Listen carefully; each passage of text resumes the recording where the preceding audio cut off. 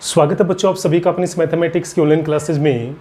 जैसा कि आप जानते हैं कि हमने कल वाले वीडियो में प्रश्नावली 4.4 के 2 क्वेश्चन जो है वो कंप्लीट कर लिए थे। अभी हम करेंगे बच्चों यहाँ पे क्वेश्चन नंबर 3।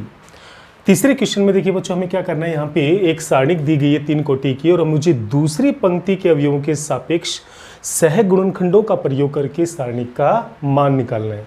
तो बच्चों देखिए आपको पहले अच्छे से ये समझना होगा जब किसी पंक्ति के अवयव को हम उसी के सह गुणनखंड से गुणा करते हैं तो मुझे सारणी का मान प्राप्त होता है। या यूं कहिए कि जब किसी सारणी की किसी भी पंक्ति या किसी भी स्तंभ को खुद के ही सह गुणनखंड से गुणा करते हैं तो हमें वहां पर सारणी का मान डेल जो है वो प्राप्त होता है।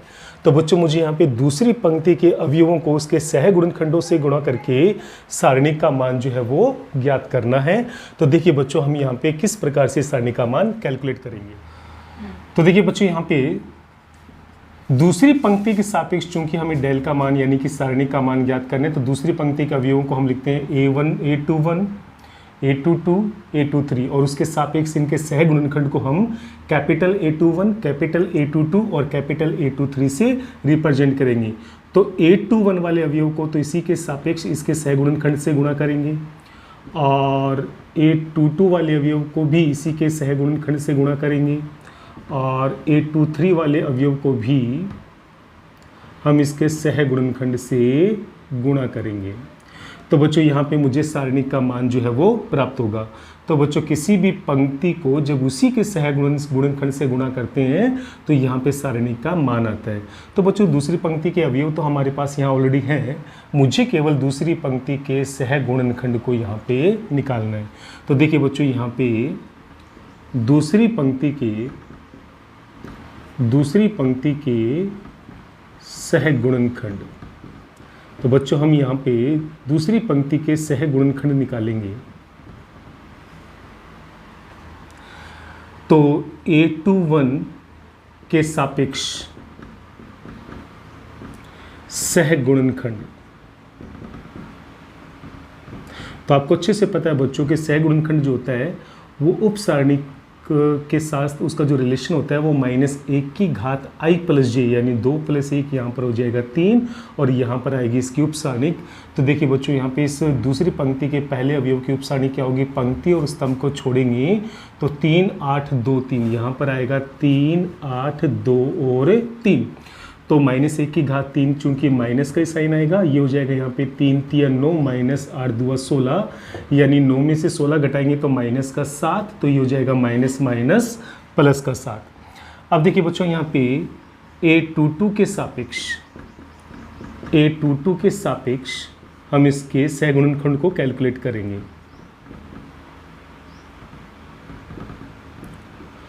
तो यहाँ पर आएगा बच्चों -1 की पावर i प्लस जे, तो यहाँ पर 2 + 2 हो जाएगा 4 और यहाँ पर 22 वाला व्यू जो है A22 वाला व्यू यहाँ पर 0 है, तो इसके स्तंभ और पंक्ति को छोड़ेंगे तो यहाँ पर इसकी उपसारणिक आएगी 5 8 1 और 3।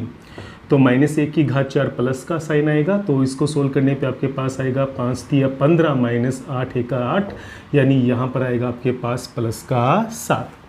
अब देखिए बच्चों इसका जो लास्ट अवयव है दूसरी पंक्ति का वो है 1 यानी कि A23, तो मैं यहाँ पर A23 के सापेक्ष इसके सह गुणनखंड को कैलकुलेट करूंगा।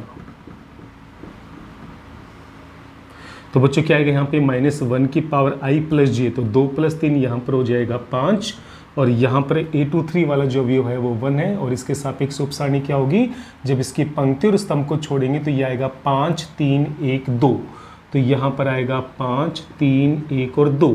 -1 की घात 5 विषम संख्या है ऊपर घात के तौर पे, तो यहाँ पर माइनस का साइन बाहर रहेगा और अंदर सोल्व करेंगे तो ये हो जाएगा 5 2 10 -3 यानी यहाँ पर भी प्लस का 7 आएगा लेकिन बाहर माइनस का साइन होने से यहाँ पर आने वाला है माइनस का 7। तो देखिए बच्चों यहाँ पर इस फॉर्मूले को दूसरी पंक्ति के सापेक्ष जो हम प्रसार कर रहे हैं उसको मैं समीकरण नंबर 1 लेके चलूँगा। अब देखिए बच्चों समीकरण 1 से डेल का मान यहाँ पर क्या आएगा, A21 का मतलब यहाँ पर दूसरी पंक्ति के पहले अवयव से है जो कि 2 है, A21 इसका सह गुणनखंड हो जाएगा जो कि यहाँ पे प्लस का 7 है उसके बाद में A22 का जो अवयव है बच्चों वो यहाँ पर 0 है और इसके सापेक्ष इसका जो सहगुणनखंड है बच्चों वो 7 है। और उसके बाद में दूसरी पंक्ति का जो तीसरा अवयव है वो है यहाँ पे +1 और इसके सापेक्ष जो इसका सहगुणनखंड है वो यहाँ पर दिया हुआ है -7। सोल्व करने पे आपके पास आएगा 7 दूना 14 और यहाँ पर आएगा -7। 0 से किसी को भी गुणा करेंगे तो 0 आएगा और 14 में से 7 को घटाएंगे तो अपने पास सारणी का जो मान है वो +7 जो है वो प्राप्त हो जाएगा। तो बच्चों यहाँ पे काफ़ी आसान क्वेश्चन है, आपको बस ये समझना होगा कि आपको क्वेश्चन में कौन सी पंक्ति या किस स्तंभ के सापेक्ष आपको प्रसार आपको दिया गया है। तो यहाँ पे आपको दूसरी पंक्ति के सापेक्ष जो है आपको इस सारणी का प्रसार करके हमें इस सारणी का मान ज्ञात करना था। तो चलिए बच्चों बढ़ते हैं नेक्स्ट क्वेश्चन की तरफ। क्वेश्चन नंबर 4 में देखिए बच्चों, यहाँ पर हमें वापस एक 3 कोटि की सारणी दी गई है और हमें तीसरे स्तंभ के इस बार तीसरे स्तंभ के अवयवों के सह गुणनखंडों का प्रयोग करके इस सारणी का मान निकालना है। इससे पहले वाले क्वेश्चन में बच्चों हमने दूसरी पंक्ति के अवयवों के सह गुणनखंडों का प्रयोग करके हमने मान निकाला था। तो इस बार बच्चों तीसरे स्तंभ के अवयवों के सह गुणनखंड का हमें यूज करना होगा। तो देखिए बच्चों सिंपल, सबसे पहले हम क्या निकालेंगे, तीसरे स्तंभ के अवयव आपको यहाँ पे दिए गए हैं, आपको केवल यहाँ पे तीसरे स्तंभ के सह गुणनखंड के मान जो है वो निकालने होंगे। तो देखिए बच्चों यहाँ पे फॉर्मूला क्या बनने वाला है, इस बार जो प्रसार है वो तीसरे स्तंभ के सापेक्ष करना है। तो तीसरे स्तंभ के अवयव को हम बोलते हैं बच्चों यहाँ पे A13, A23 और ये हो जाएगा यहाँ पर A33। तो और इन्हीं के सापेक्ष इनके सहगुणनखंड को यहाँ पे परिभाषित किया जाएगा। तो बच्चों ये हो जाएगा यहाँ पे A13 और इसके सापेक्ष सहगुणनखंड हो जाएगा कैपिटल A13 प्लस में यहाँ पर आएगा A23 और इसके सापेक्ष इसका सहगुणनखंड हो जाएगा कैपिटल A23 और प्लस में आ जाएगा A33 और इसी के सापेक्ष इसका जो सहगुणनखंड होगा वो हो जाएगा A33। तो बच्चों यहाँ पे ये फॉर्मूला बनेंगे, यहाँ पे जो कैपिटल A13, कैपिटल A23 और कैपिटल A33 जो है वो तीसरे स्तंभ के सहगुणनखंडों को प्रदर्शित करते हैं। तो बच्चों यहाँ पे अवयव तो हमें ऑलरेडी दिए गए हैं, अभी हम यहाँ पे इनके सहगुणनखंडों को सबसे पहले कैलकुलेट करेंगे। तो A13 के सापेक्ष जो इसका सहगुणनखंड होगा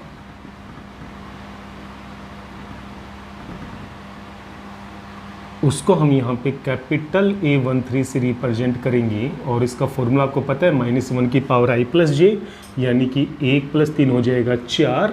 और इस अवयव के सापेक्ष जो उपसारणिक होगी वो क्या होगी बच्चों, YZ वाले पंक्ति को छोड़ेंगे, इसके स्तंभ को छोड़ेंगे तो यहाँ पर आएगा 1 Y 1 और Z।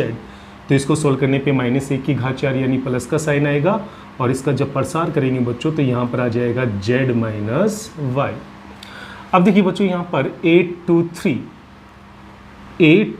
के सापेक्ष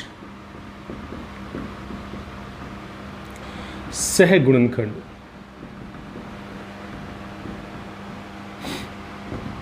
A23 यहाँ पर क्या आएगा बच्चों, -1 की पावर i प्लस जे, तो 2 + 3 यहाँ पर हो जाएगा 5।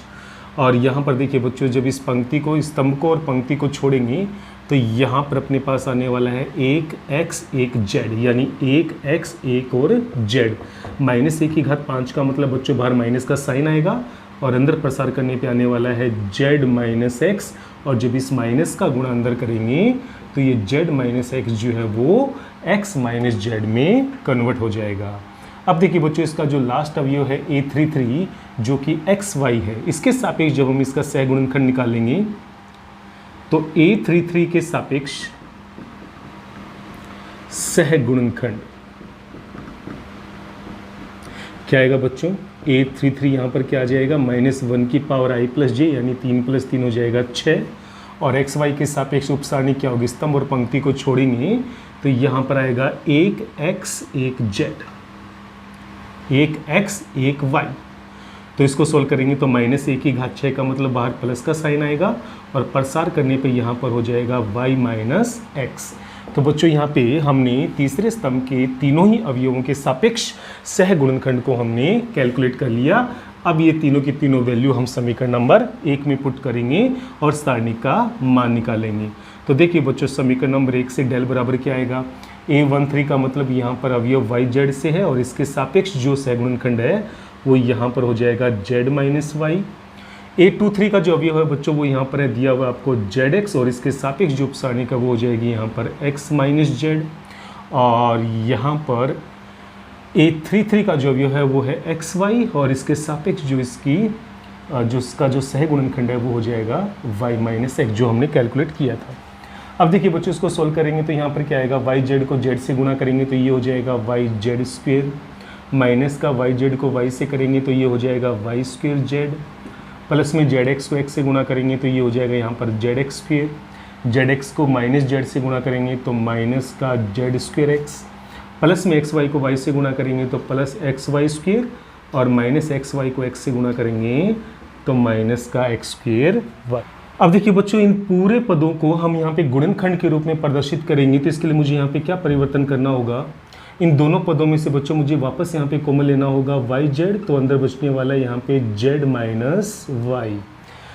अब देखिए बच्चों यहाँ पे ये जो तीसरा पद है इसका जो पेयर मैं बनाने वाला हूँ वो इस अंतिम पद के साथ बनाऊंगा, तो मुझे इन दोनों पदों में से कॉमन लेना होगा एक्स स्क्वेयर, तो यहाँ पर भी बच्चों बचेगा जेड माइनस वाई, और बीच में ये जो दो पद दिए गए बच्चों यहाँ से मैं कॉमन लूँगा माइनस का एक्स, तो मेरे पास आएगा यहाँ पे जेड स्क्वेयर और माइनस का वाई स्क्वेयर। क्या आएगा यहाँ पे, जेड स्क्वेयर और माइनस का वाई स्क्वेयर। अब देखिए बच्चों यहाँ पर आ जाएगा Y Z Z minus Y, plus में X square Z minus X, minus का एक्स, और Z square minus Y square को हम लिखेंगे जेड प्लस वाई इंटू में जेड माइनस वाई। तो देखिए बच्चों यहाँ पे क्या आएगा, डेल इक्वल्स टू, आप देखेंगे इन तीनों पदों में यहाँ पर जेड माइनस वाई, तीनों पदों में जेड माइनस वाई जो है वो कॉमन आ रहा है, तो मैं यहाँ पे कॉमन लेने वाला हूँ जेड माइनस वाई। तो अपने पास यहाँ क्या बचेगा बच्चों, यहाँ पर आ जाएगा आपके पास वाई जेड, यहाँ पर बचेगा प्लस का एक्स स्क्वेयर, और यहाँ पे माइनस एक्स के साथ जेड प्लस वाई बचेगा क्योंकि जेड माइनस वाई को हमने बाहर कॉमन ले लिया। अब देखिए बच्चों हम इसको आगे सोल्व करेंगे तो अपने पास यहाँ पे क्या आने वाला है, बाहर है यहाँ पे जेड माइनस वाई, अंदर आपको दिया गया है वाई जेड, प्लस में एक्स स्क्वेयर, माइनस एक्स को जेड से गुणा करेंगे तो माइनस का जेड एक्स, और ये हो जाएगा यहाँ पे माइनस का एक्स वाई। अब देखिए बच्चों यहाँ पर भी दो दो के पेयर लेके मुझे यहाँ पे कॉमन लेने होंगे, तो देखिए बच्चों क्या आएगा यहाँ पे जेड माइनस वाई, मैं पहले और तीसरे में से मैं यहाँ पे जेड कॉमन ले रहा हूँ, तो बच्चों अंदर बचेगा यहाँ पे वाई माइनस एक्स, क्या बचेगा यहाँ पे वाई माइनस एक्स, और दूसरे और चौथे में से बच्चों यहाँ पे कॉमन आ रहा है एक्स, तो अंदर बचेगा यहाँ पे एक्स माइनस वाई, क्या बचेगा अंदर यहाँ पे एक्स माइनस वाई। अब देखिए बच्चों ये हो जाएगा यहाँ पे Z minus Y X minus Y, और इसको एक्स माइनस वाई बनाने के लिए आपको सिंपल यहाँ से माइनस बाहर कॉमन लेना होगा, तो ये हो जाएगा माइनस का जेड, ये बनेगा एक्स माइनस वाई, प्लस का एक्स इंटू में एक्स माइनस वाई। अब इन दोनों पदों में से चूंकि एक्स माइनस वाई बाहर कॉमन आ रहा है तो बाहर हो जाएगा एक्स माइनस वाई, पहले से हमने कॉमन ले रखा है जेड माइनस वाई, और यहाँ पर अंदर बचेगा एक्स माइनस जेड। तो बच्चों हम इसको अच्छे से अरेंज करेंगे, तो पहले तो लिखेंगे X minus Y, X minus Z में से भी माइनस का साइन बाहर कॉमन लेंगे, जेड माइनस वाई में से भी बाहर माइनस का साइन बाहर कॉमन लेंगे, तो वो माइनस माइनस हो जाएगा प्लस, और ये दोनों पद जो आपस में इंटरचेंज हो जाएंगे, तो एक्स माइनस जेड तो बन जाएगा यहाँ पे जेड माइनस एक्स, और जेड माइनस वाई बन जाएगा यहाँ पे वाई माइनस जेड। तो बच्चों यहाँ पे अपना जो फाइनल आंसर होगा वो हो जाएगा X minus Y, Y minus Z और जेड माइनस एक्स। तो बच्चों केवल आपको यहाँ पे इन पदों को गुणनखंड के रूप में प्रदर्शित करना था, और उसका तरीका यहाँ पे इस प्रकार से होगा। तो बच्चों काफ़ी आसान क्वेश्चन है, इस बार आपको तीसरे स्तंभ के अवयवों के सह गुणनखंड का प्रयोग करके इस सारणी का मान निकालना था, और इससे पहले हमने दूसरी पंक्ति के सह गुणनखंड का उपयोग करके सारणी का मान निकाला था। तो बच्चों यहाँ पे ये चौथा क्वेश्चन जो है वो काफ़ी आसान है और ये कंप्लीट हो चुका है। अब हम बढ़ते हैं इस प्रश्नावली के अंतिम यानी कि 5वें क्वेश्चन की तरफ। क्वेश्चन नंबर 5 में देखिए बच्चों यहाँ पे आपको डेल एक सारणिक दे रखी है, और यहाँ पर इसके जो अवयव हैं AIG, इसका जो सह गुणनखंड है वो कैपिटल AIG से अगर प्रदर्शित किया गया हो तो इन चारों में से कौन सा ऑप्शन जो है वो सारणिक के मान यानी कि डेल को रिप्रेजेंट करेगा।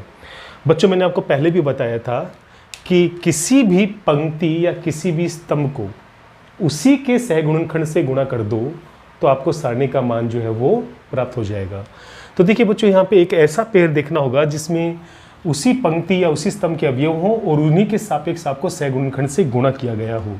पहला ऑप्शन सही होगा कि नहीं होगा, इसमें कहाँ मिस्टेक आप देख सकते हैं कि अवयव तो है A11 लेकिन इसका सहगुणनखंड लिया हुआ है A31, जो कि यहाँ पर A11 का सहगुणनखंड नहीं है। यहाँ पे भी बच्चों यही मिस्टेक है, इस वजह से यहाँ पे ऑप्शन नंबर ए जो है वो हो जाएगा कैंसिल। ऑप्शन नंबर बी में यहाँ पे क्या प्रॉब्लम थी बच्चों, देखिए A11 और ये कैपिटल A11 बिल्कुल सही है, जो अवयव है उसी का सहगुणनखंड है। यहाँ पर देखिए A12 अवयव के सापेक्ष जो है वो सहगुणनखंड जो है वो A21 वाले अवयव का आ गया। इसका मतलब यहाँ पर इस पद में जो है यहाँ पे मिस्टेक है, इसका मतलब ये भी यहाँ पे सारणी के मान को रिप्रेजेंट नहीं करेगा। सी वाले पार्ट में तो आप बिल्कुल साफ देख सकते हैं कि अवयव है यहाँ पर A21 और यहाँ पर सहगुणनखंड है A11 वाले अवयव का, तो यहाँ पर ये भी यहाँ पर एक मिस्टेक है। तो कहने का मतलब बच्चों यहाँ पर भी ये सारणी के मान को प्रदर्शित नहीं करेगा। लेकिन यहाँ पर ऑप्शन नंबर डी यहाँ पर शेष बचता है। तो देखिए बच्चों, यहाँ पर A11 के सापेक्ष इसका सहगुणनखंड A11 है, A21 के सापेक्ष इसका सहगुणनखंड A21 है, A31 के सापेक्ष इसका सहगुणनखंड A31 है, यानी संगत अवयव को उसी के सहगुणनखंड से गुणा करके जोड़ा गया है, जो कि सारणी के यानी कि डेल के मान के इक्वल होता है। तो आपका जो फाइनल आंसर होगा बच्चों वो यहाँ पर डी ऑप्शन होगा। तो बच्चों काफ़ी आसान प्रश्नावली थी और यहाँ पे 4.4 प्रश्नावली जो है वो पूरी तरह से कंप्लीट हो चुकी है। अब हम बढ़ते हैं नेक्स्ट एक्सरसाइज की तरफ। देखिए बच्चों, एक्सरसाइज 4.5 में हमें यहाँ पे अवयव के सहखंडज के बारे में पढ़ना है। इससे पहले हमने अवयव की उपसारणिक और इसके सहगुणनखंड के बारे में अध्ययन किया था, लेकिन अब हमें इस टॉपिक में पढ़ना है अवयव का सहखंडज। बच्चों, अवयव का सहखंडज क्या होता है, सबसे पहले हम इसकी परिभाषा को समझते हैं, इसके सहखंडज को समझने का प्रयास करते हैं। तो बच्चों देखिए, किसी भी अवयव का, किसी वर्ग अवयव का सहखंडज, क्योंकि अवयव का सहखंडज जो है वो केवल वर्ग अवयव में ही निकाला जा सकता है और किसी भी प्रकार के अवयव में अवयव का सहखंडज हम लोग नहीं निकालते हैं। तो देखिए बच्चों, यहाँ पे क्या आएगा, किसी वर्ग अवयव का सहखंडज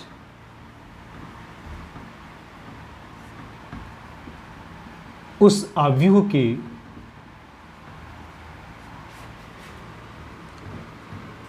के अवयवों, उस अवयव के अवयवों के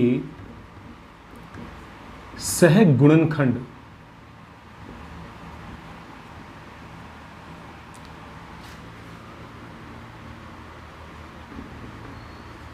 सहगुणनखंड अवयव के परिवर्त अवयव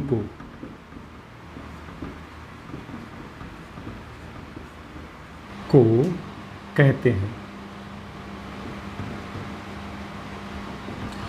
तो बच्चों यहाँ पे अवयव का सहखंडज किसे कहेंगे, किसी वर्ग अवयव का जो सहखंडज होता है बच्चों, वो उस अवयव के अवयवों के सहगुणनखंड जो हम पहले निकाल चुके हैं AIJ, तो उस अवयव के अवयवों के सहगुणनखंड अवयव, यानी जो सहगुणनखंड हम निकाल लेंगे उनका भी हमें क्या बनाना पड़ेगा, अवयव बनाना पड़ेगा, और उस अवयव का हमें क्या लेना होगा, परिवर्त। तो वो जो हमें अवयव प्राप्त होगा वास्तव में वही क्या कहलाएगा, अवयव का सहखंडज, यानी कि एडजॉइंट ऑफ मैट्रिक्स। एक बार फिर से समझ लीजिए बच्चों, आपको कोई एक वर्ग अवयव दिया हुआ मिलेगा, आपको उस अवयव का यहाँ पे सहखंडज निकालना है। तो वास्तव में किसी अवयव के सहखंडज का मतलब क्या होता है, किसी वर्ग अवयव के सहखंडज का मतलब होता है कि उस अवयव के अवयवों के सहगुणनखंड, यानी कि AIJ, A11, A12 जो हम निकालते हैं सहगुणनखंड, हमने इससे पीछे वाले क्वेश्चंस में काफ़ी निकाले हुए हैं। तो सहगुणनखंड अवयव, यानी सहगुणनखंड को अवयव में परिवर्तित करके उस अवयव का हमें क्या लेना होगा, परिवर्त लेना होगा। फिर जो हमें अवयव प्राप्त होगा वास्तव में वही इस अवयव का सहखंडज कहलाएगा।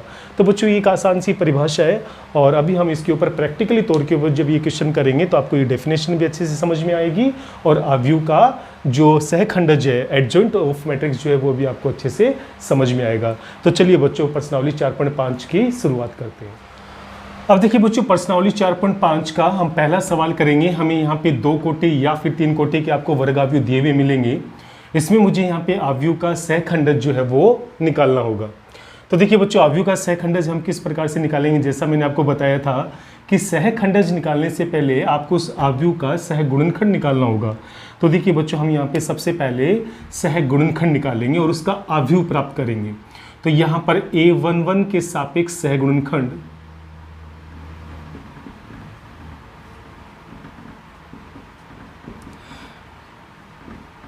A11 के सापेक्ष जो इसका सहगुणनखंड होगा वो यहाँ पर कैपिटल A11 होगा। तो बच्चों ये क्या आएगा यहाँ पे -1 की पावर i प्लस जे, यानी 1 और 1 हो जाएगी 2, और यहाँ पर जो उप सारणी का मान आएगा इस 1 के सापेक्ष इस पंक्ति और स्तंभ को छोड़ेंगे तो यहाँ पर आएगा 4।